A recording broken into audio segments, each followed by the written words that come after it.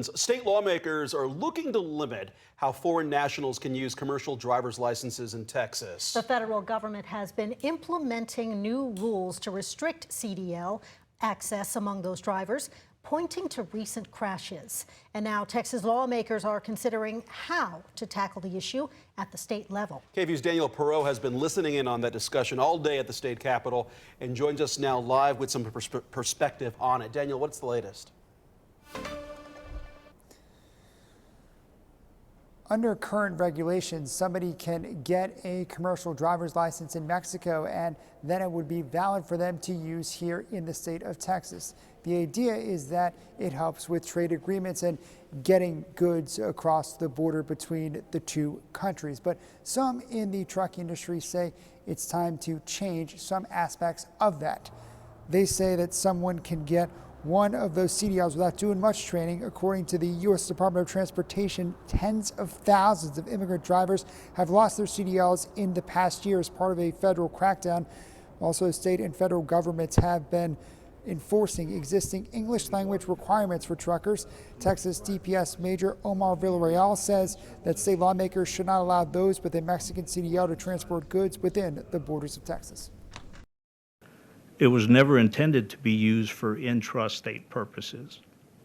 These drivers are here in Texas, undercutting American labor, working for American companies. They're unqualified drivers, and they're placing the public at risk. Things did get a little tense during the hearing, during a panel that was focused on whether the legislature should have more of a say in what projects that TxDOT prioritizes. Several state lawmakers, including former House Speaker Tom Craddock and State Representative Terry Canales, said that they believe there's a major disconnect between TxDOT and the public. And for y'all to come here and tell us that we have input or the community has input, I have watched it time and time again, from Jim Wells to Nueces to Hidalgo County. Y'all hold these pseudo hearings and they're nonsense. They're not true. Y'all don't do what's best for the public in their opinion. Y'all make up your own minds, and I will tell you this, that I, for one, am pretty tired of it. The committee also discussed work and school zone safety, and in particular cracking down on speeders in those areas. The construction industry urged state lawmakers to allow the use of automated devices in work zones. Now, these are not like red light or flock cameras.